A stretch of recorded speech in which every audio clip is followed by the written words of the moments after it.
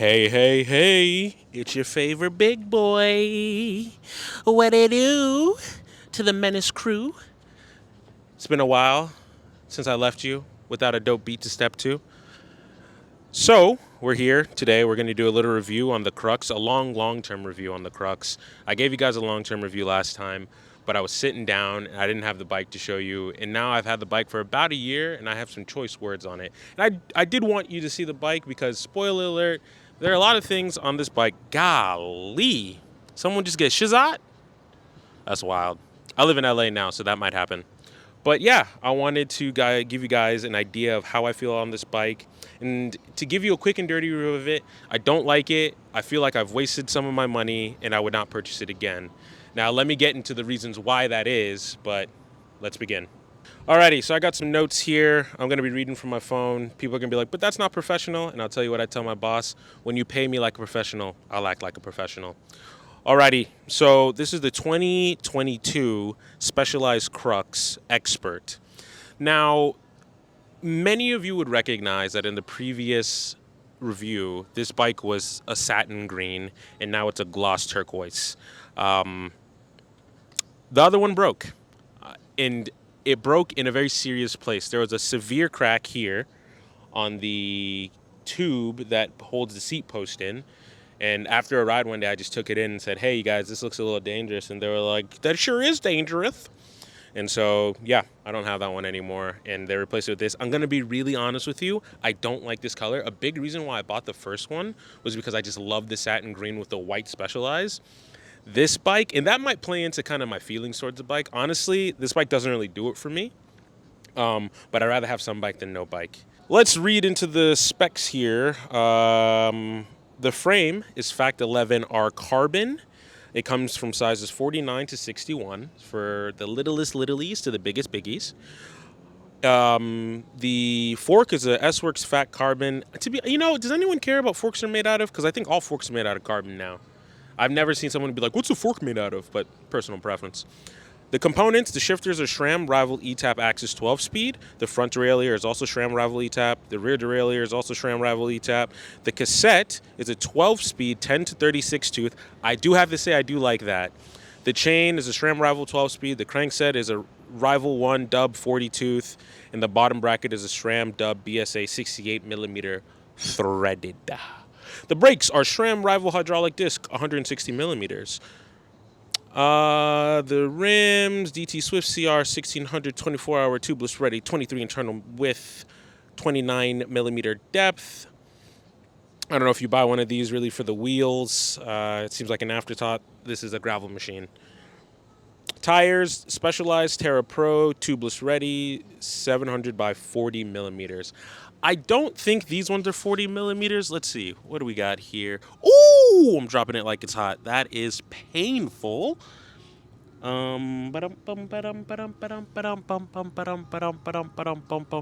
says tubely. If I could read, I could be dangerous. 38. These are 38s, not 40. So Specialized lied. Shame on you. Alrighty. Let's get to what I think. Start with the aesthetics.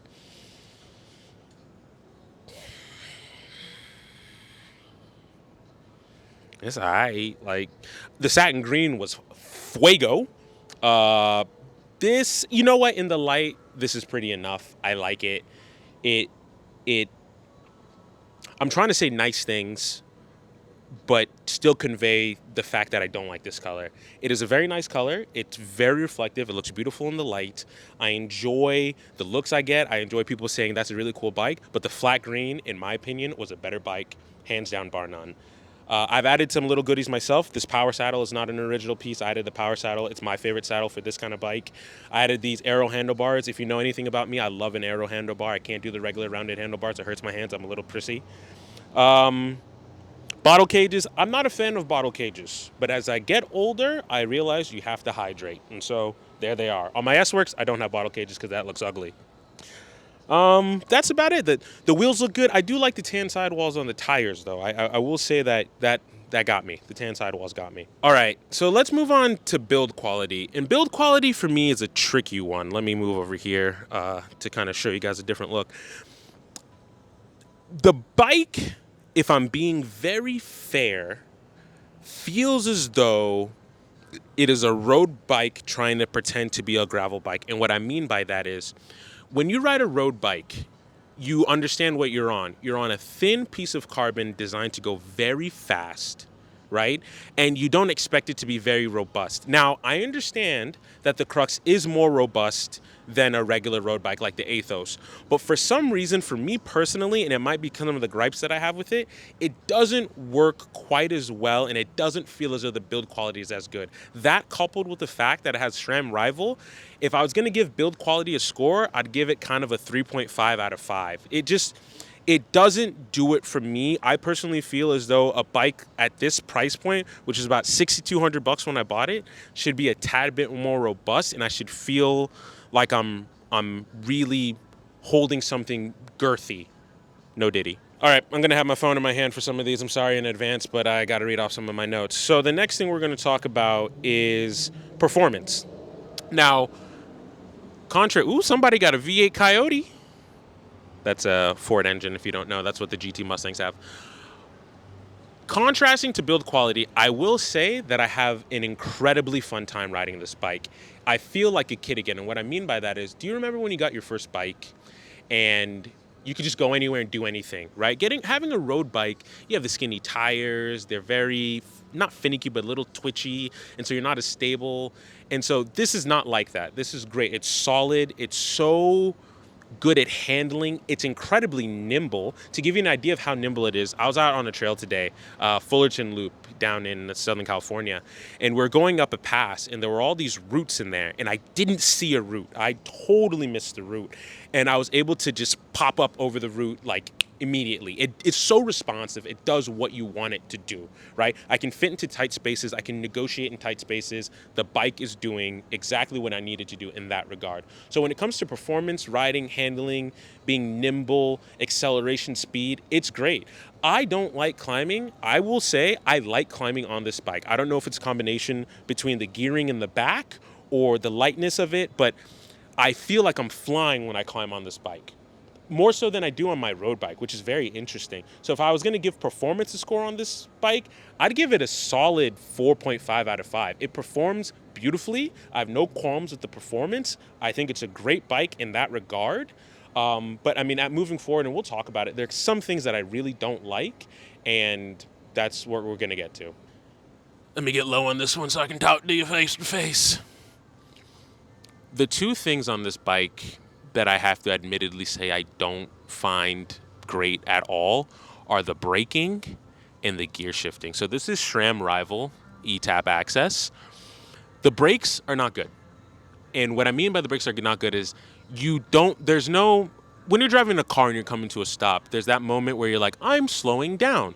Not on this. You're either going fast or you're stopped. There isn't a gradual kind of articulation that tells you, hey, I'm slowing down. And I don't like that, especially because I'm not someone who likes to descend. So it makes me feel as though it's a binary. It's a 1 or a 0. And I'm not too fond of that. Some people may be, but I don't. And I think it really holds this bike back. Also, with the gear shiftings, it's a tad bit clunky. I bet you can see me sweating now. I'm sweating like a fat pig. But that's okay because I'm a big boy and I'm not ashamed of it. I don't like the gear shifting. It's clunky. It doesn't work well. I mean, that's one of the gripes I have right now, and we'll get to that when we talk about durability, but it's not smooth. It's not a Shimano product. It's definitely a SRAM product. All right, so we're going to get into the durability and the value for money part of it. So this bike, like I said, is about $6,200. It's a pretty penny. I'm not by no means a rich man, and I don't like it at all. I do feel as though I made a bad purchase. And I say that because this is probably the closest analogy I can make to having this bike is what it must be like to own a BMW. And what I mean by that is when it's working, it is incredible. I love it. It's such a great bike. I feel like I'm flying through the air. It's a beautiful experience. It's never working. I've had the frame crack on this. I've had something happen with one of the wheels where the spoke was poking into the tube. Today, I'm having shifting issues, and I had to reset the shifters like 3 or 4 times. Now, I don't know if that's it's not a bike issue, it's a drivetrain issue, so it's more of a SRAM issue. I'm just going after Specialized. But I mean, I had the crack on the frame, so that is kind of a Specialized issue, right? And so I don't know if the frame isn't as durable, or I don't know what, you know, I have a hard time understanding that this bike is good on gravel. And what I mean by that is it's so light, it's so nimble, but I don't think that it can handle the forces of a gravel ride, right? And me being heavy, and I'm a bigger rider, I'm about 6'2", 250 pounds. First of all, I'm below the limit for the bike, so, you know, put that out there. I always feel as though I'm beating the bike up whenever I take it out, and which is crazy because I have an S-Works, and my S-Works SL6, I don't feel like I'm beating it up when I'm riding it.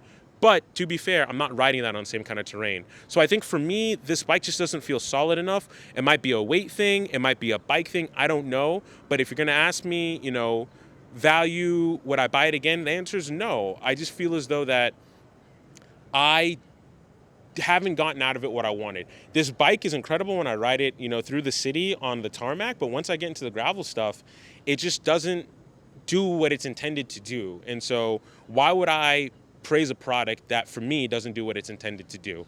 Now, one thing I don't like is you'll see a lot of people on the internet talk about bike reviews and they'll be like, hey, I really like this bike. I've never seen a review say, you know what, this bike wasn't for me. And I'm going to be the first that I've seen and say, this bike isn't for me. I feel like I've made a mistake. And I'm not saying that it's a bad bike. It might be good for someone out there, but it's not a good bike for me. And so now I have to kind of reconcile and figure out what I'm going to do with this bike. If you are someone who does light gravel riding and doesn't get too crazy, I think this is a good bike. I think if you're doing heavier gravel riding, kind of leaping into mountain biking, you might want to go with the Diverge. I just don't think this is built for moderate to heavy gravel riding. I think this was built for fire roads and kind of softer, plusher rides. I think it's more of an all-around bike than a gravel bike. I would not call this with my entire chest a gravel bike, and I kind of don't understand why they made this. Or you know what?